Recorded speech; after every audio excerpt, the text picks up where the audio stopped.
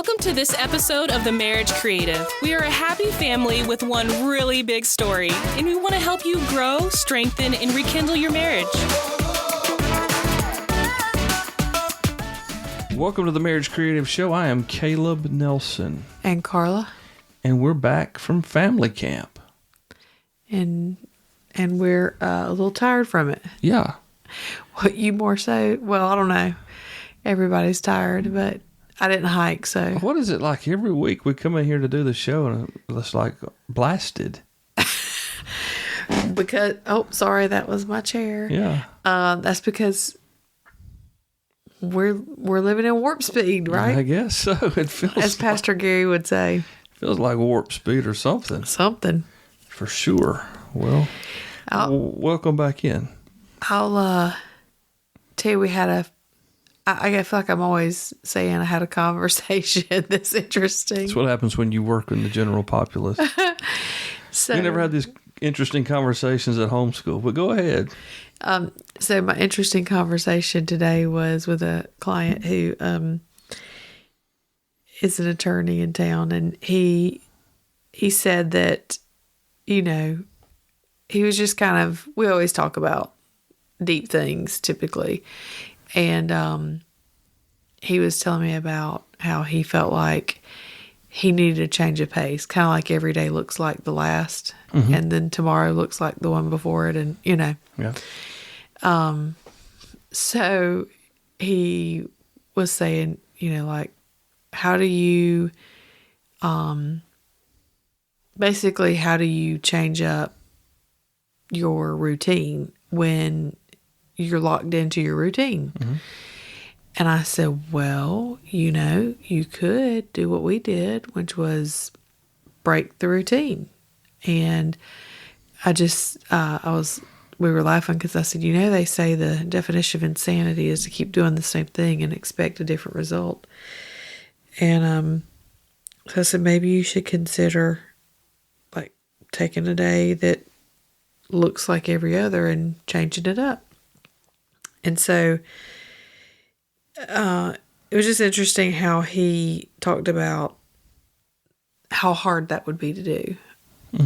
That so many people, like, he's already scheduled months out, and so many people depend on him, and he is, you know, like their estate planner, and that's what he does. And so he's such a planner because literally what he does is plan and control, like, the situation of what should happen with, you know, in the event that someone passes away, what would happen with their estate. That would seem like it would be kind of draining after a while.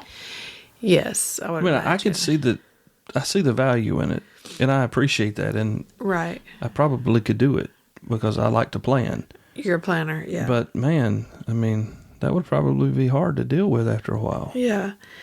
And so we were having that conversation, and he was like, so I know y'all are traveling a good bit, you know, so where have you been recently, and what have you been doing? And I was sharing with him why we started doing travel, why we started doing One Really Big Story, and how that came about, and how literally waking up one morning and just saying, you know, let's sell the house and buy an RV, kids.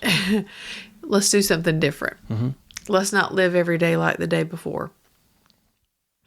And anyway, so it was just, he was like, well, I guess if I go home this evening and tell my wife I'm not going to work tomorrow, because I told him it started by taking a day off, that I was supposed to work.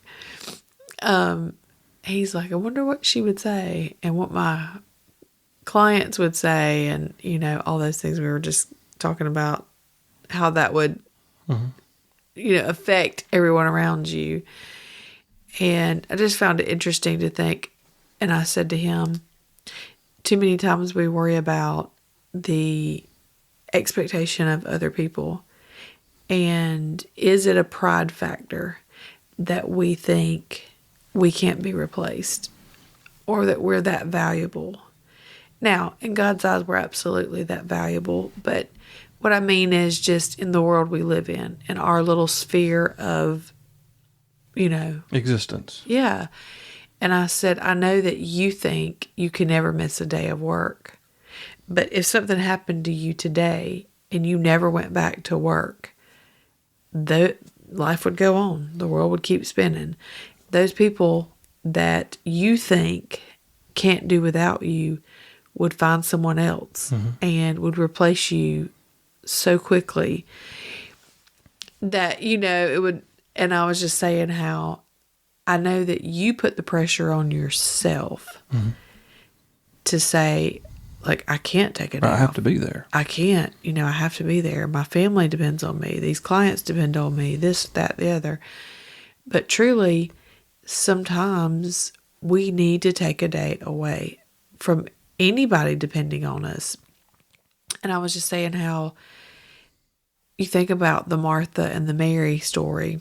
And a lot of times I think we are Martha when that's not who he asked us to be. There are times to be Martha, but there's times to be Mary and just sit at his feet, So anyway, it was just interesting that, again, you think about our role as husband and wife, and are we spending so much time not wanting to disappoint or let down anyone else that we don't even think about the needs of our spouse, Or even the needs of ourselves. Yeah. Because you can be replaced. But I remember specifically when you went into the hospital in April of 2019, and you were there 3 or 4 days, maybe 5, and I would text your clients and tell them, I'm sorry, Carla's not at work. She's not able to work right now. I'm not really sure when she's going to be back, but we'll get in touch with you soon. In the meantime, you can contact these 3 or 4 girls who could probably help you out. And your clients weren't satisfied with that answer at all. Right. Like, they were cold raking me because I wouldn't tell them why you weren't at work. 1, it wasn't their business, okay? 2, I had bigger fish in the pan, like, what's wrong with my wife? I've got 5 children at home. I'm at the hospital. There's a whole lot going on here, y'all. I'm sorry that you can't have your hair done this week. But you didn't have answers either. I had no answers. Right.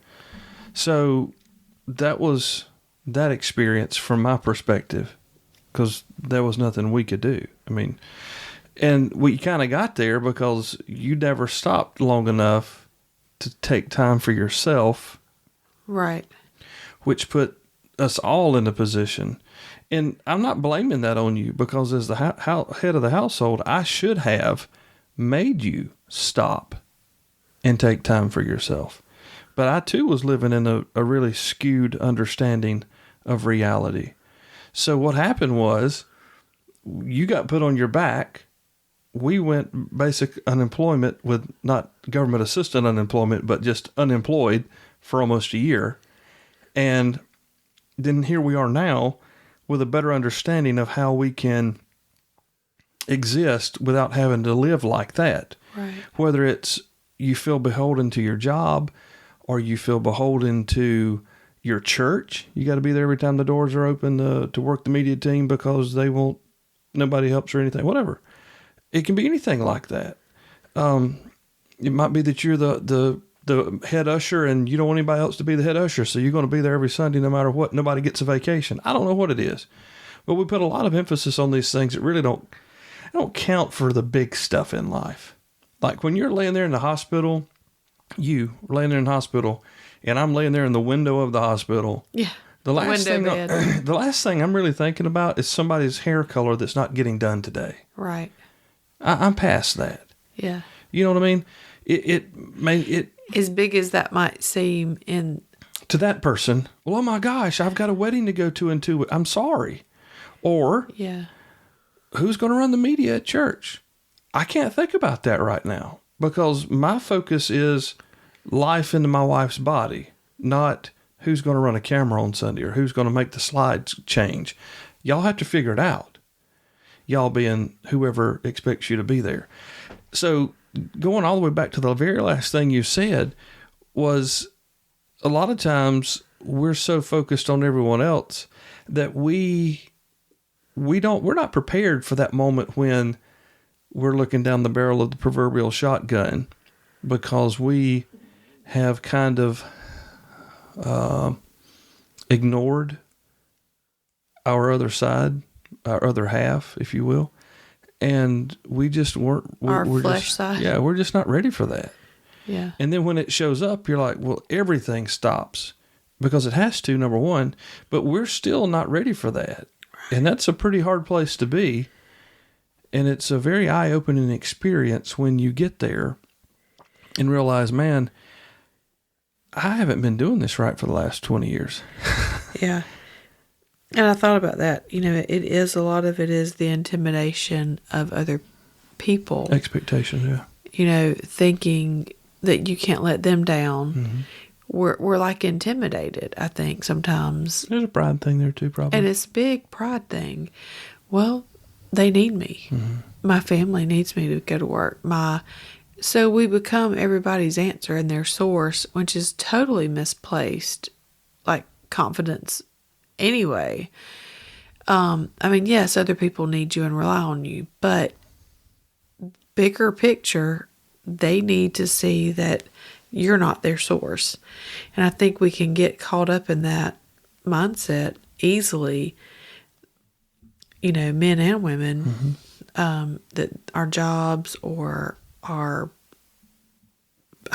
anything, whether it be something we're doing out of because we enjoy it as a hobby, or it's like what we get paid to do or whatever, or maybe the pressure to look a certain way physically, whatever the thing is that we're locked onto, or all of those things. It could be a combination of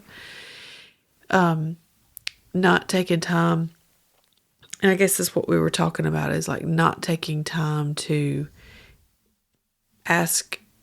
really ask the Lord, like, what do you want me to do? What's important to you? I know I've got this degree, but is this really what you want me to do?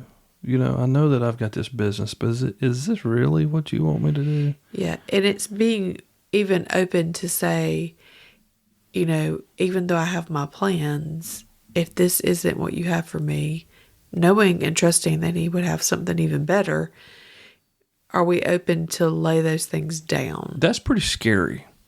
That's what we talked about, how scary it is. That's scary on a lot of levels for everybody, myself included. I won't come off like it's not. But it's one of those things that I think you get to a point, like when you were sick, and coming out of that, you kind of begin reassessing everything. Even 3 years later, we're still, in the reassessment mode. Right. Because we're really striving to be in the middle of God's will. You know what I mean? I think a lot of people are afraid to get there because they might even know what it is, but they've got an education and a placement somewhere, and they're afraid that the call won't pay as much as the education and the placement, or the ministry in air quotes. I see that. I see people trading hours for dollars, instead of really living in their call. Or as Pastor Gary would say, their assignment. Their assignment. Absolutely their assignment. Yeah. And, I remember as a younger man, I grew up in telecom and in the fire service. And I would tell you, man, I can't do anything but either work on phones or fight fire. That's all I know, because that was all I was trained to do. But that's not all I can do. Right. I can do anything. It was what you felt comfortable doing. But the mindset was, because that was my training, that's all I was worth. Right. And then I wound up over here in radio, and I've done this and that since then, and could have done a lot more if I hadn't have been looking at what I couldn't do, but what I could. Because I would never stop thinking from the inside out. You know what I'm saying? I was always like, well, this is who you are. You check these boxes. You have to stay in this lane. And God's like, Kel, I've created you to be everything, whatever you want to do, Caleb. And so anyway, just thinking about that. And then you turn on the news nowadays, our world is chaotic. I'm just going to come out and say it. People may be real comfortable right now, but it's some chaotic stuff happening. And people, folks, even listeners of this podcast, they need to get an understanding that things may be changing. And when things change, you have to change with it, or at least be prepared to change. Because if you don't, when you're forced to change, you stop. And it's like you just freeze. I mean, you just think something bad were to happen. I don't know. We go to war with Russia, or Mount Shasta blows off in California, or the Madrid fault line ruptures and we have a huge earthquake that splits our country. I mean, you just pick anything, pick any crazy, wild thing. The UFOs land in D.C. I mean, everything from that moment forward is different, right? So if you're a public school teacher, it's probably going to be different from that point forward. If you're an attorney, it's probably going to be really different from that point forward. We know, we can just look back in history. 9/11 changed everything. COVID changed everything. Right. I mean, yeah, we can just go based on what we've already experienced. And that's why we have to really get down to the nitty gritty with the Lord and say, am I really doing what you call me to do? How can I complement what I'm doing to further your kingdom and help me find my identity in you? I think people just really struggle there. And it might not be a meteorite or UFOs. It could be a cancer diagnosis. That changed everything in our house. Yeah. So it could be your spouse dies. You know what I'm saying? It could be you lose a child. It could be your parent passes. I mean, it could be anything that wrecks your normal. Right. And it doesn't mean you have to, turn into Forrest Gump and run across the nation, or, go buy you a tent and move into the Cross State Park. It's not that. But it is, if we're only focused on what we're doing today, we're going to miss out on what he's calling us to do tomorrow. We have to. God doesn't change, but he is perpetual motion. Oh yeah, so he's not stopping, right? No. So just because he dropped you off in an attorney's office doesn't mean that's where you're going to spend eternity in the attorney office. You know what I'm saying? So long way back to say we need to seek him for our assignment. Right. Even if we've been doing the same thing for 37 years. If we're not connected with him, communicating with him, we could miss the sign that says go this way or that way. Change up.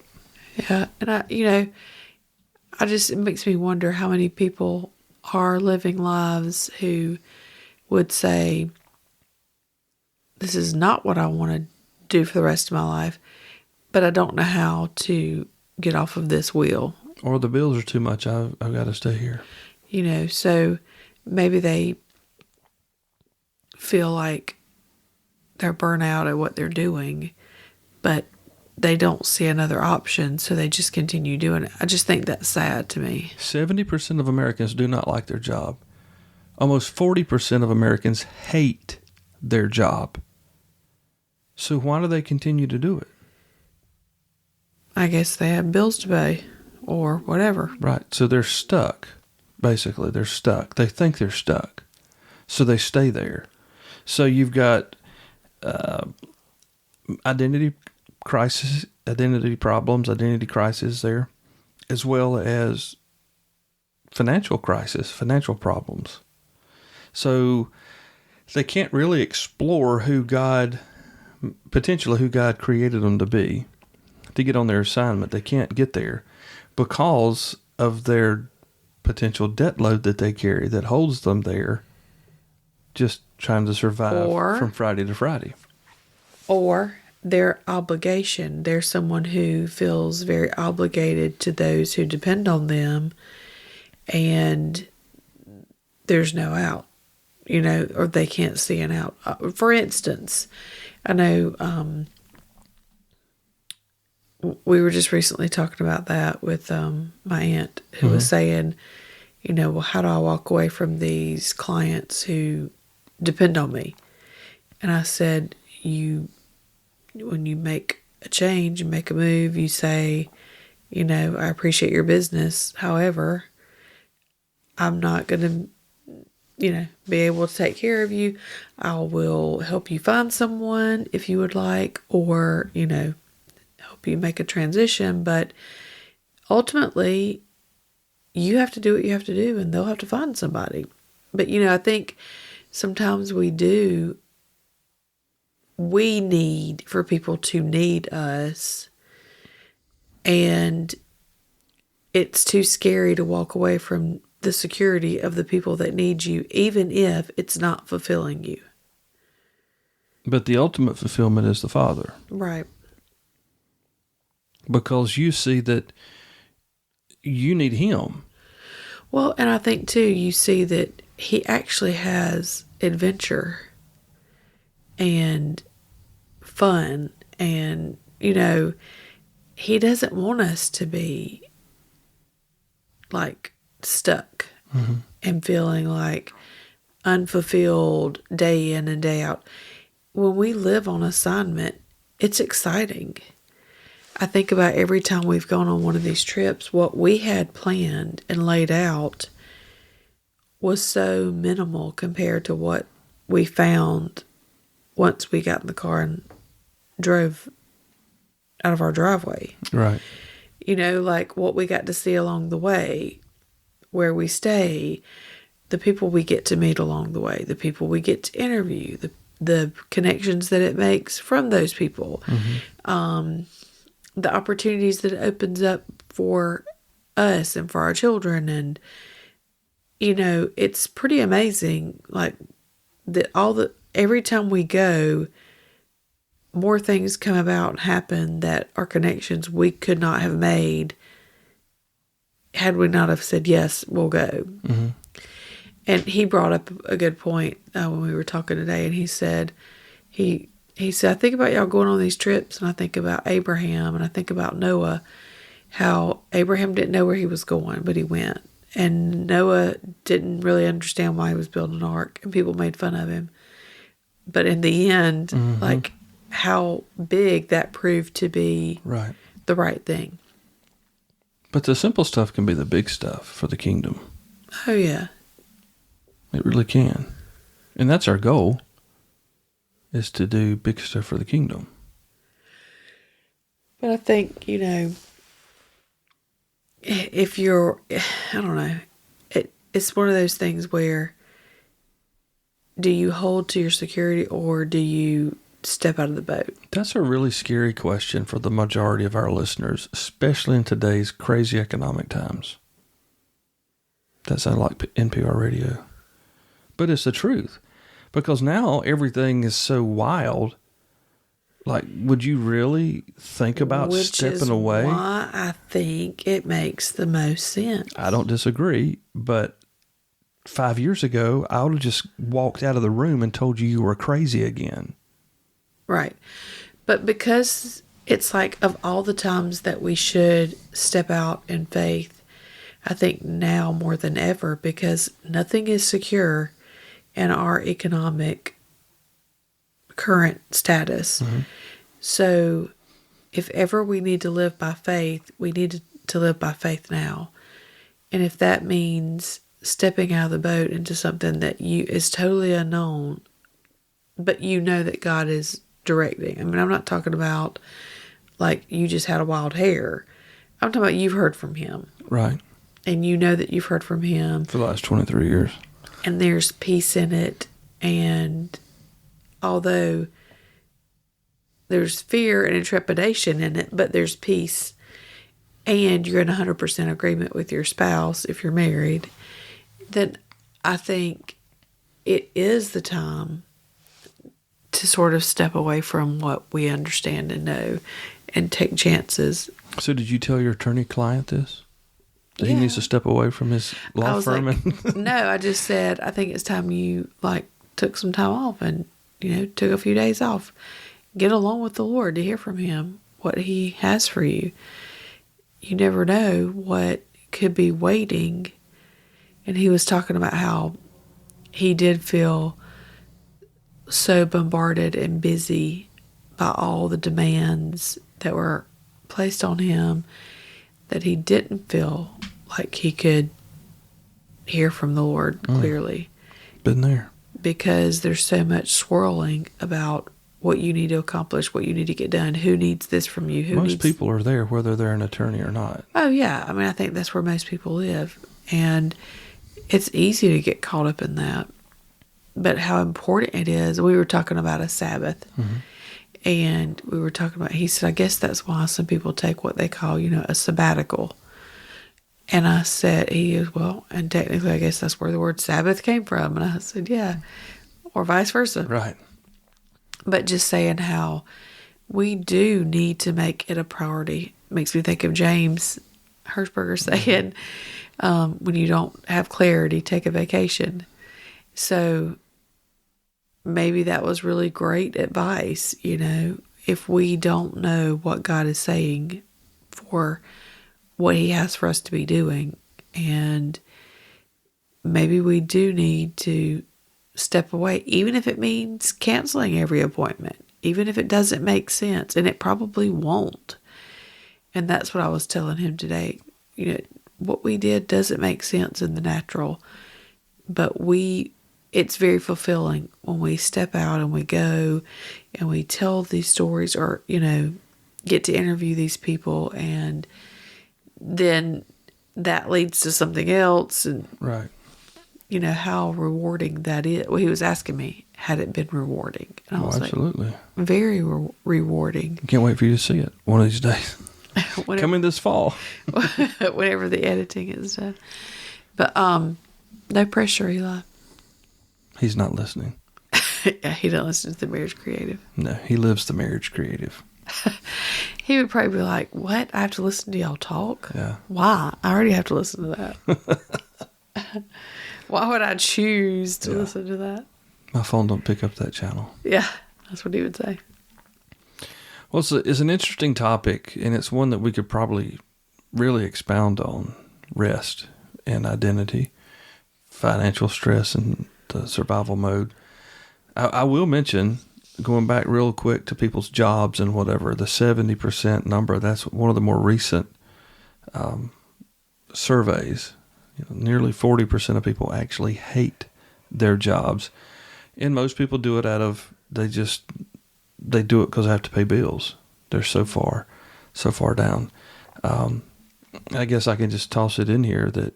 Well, and inflation hasn't helped. Hasn't helped it at all. Right. I work with a company. It's a free service if anyone was interested, where we can help you try to determine the best way to remove yourself from that, and that is to clear yourself of your debt. That doesn't mean you call your creditors and tell them you're not paying your bills, but we're going to help you find fragments and get your bills paid. And a lot of families, the majority of families, 5 to 7 years, including their mortgage debt free. That's a pretty good place to be. Yeah. That'll take a lot of pressure off. I mean, we're really close to seeing the end of that ourselves. And, it went from we were not really close to seeing the end of it ourselves to now we are. And it was like you put a different pair of glasses on. That's just a personal experience. I mean, that's kind of how it feels. Yeah. Like, I can't see anything but gray clouds and, 28, 22 years or whatever left on the mortgage to a different pair of glasses. Like, I can see the end of this thing, and I feel like I've got freedom here, and I'm not even there yet. Yeah. So if you guys are interested in that, I'd be happy to help you. You can just message me however you want to message me. 5 to 7 years out of debt. So it's real. It can happen. And that is just one of those things that holds people where they are. It's a dream killer. Oh, yeah. Well, in addition to the identity issue and how do you live on assignment if you're strapped to so much debt? Yeah. So it's a hard place to be, but you don't have to stay there. because Jesus has more than enough. And even on your assignment, I know people don't listen, just walk in their job on, next Monday morning and come in, I'm done. We're not encouraging that. You need to pray a little bit. Listen for God. Listen for God and see what he says. But, he does have more for us all than most of us even realize. And it took us a really hard road to see that. But he's really good. And he only wants good for us. If you'll just take him at his word. Right. That's really what it boils down to. Just take him at his word. He's good all the time. All of his promises are yes and amen in Jesus. It is finished. I mean, we could sit here and just one line it till we wake up tomorrow morning. But the reality is, for this guy you were talking to, for us, and for anyone else, seek him first, his kingdom, and all these things will be added. Well, and it was easy to point to my wall today and say, truly it's Jeremiah 29:11. He has good plans for us, plans for good and not for evil, plans to give us a hope and a future. When you know that and you walk in that, if you really believe those words, you'll live differently. Yeah. There's a freedom there. Absolutely. About like Eli jumping out of an airplane. It's crazy. Okay. I guess we'll go. Yep. All right. Well, thank you for listening. And I guess we'll talk to you the next time around. Appreciate you guys. Today's episode is brought to you by Post and Gate. Thank you for listening to this episode of The Marriage Creative. Subscribe and click the notification icon so you can stay up to date with all things The Marriage Creative. To learn more about who we are and what we do, check us out on social media or go to themarriagecreative.com today.